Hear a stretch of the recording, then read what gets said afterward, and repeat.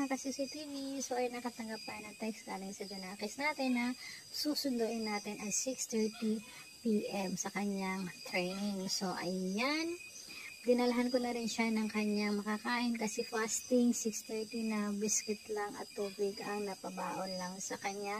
Nagdala rin ako ng tsinelas, sagyadan, at kung ano pa kailangan niya sa pagsasamba. So ayan, tumambay muna ako dito habang naghihintay sa kanya. Charot.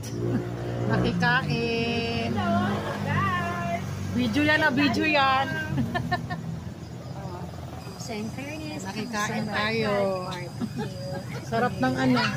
Ayun, naubos ko 3 serve. Iingin ako, sarap.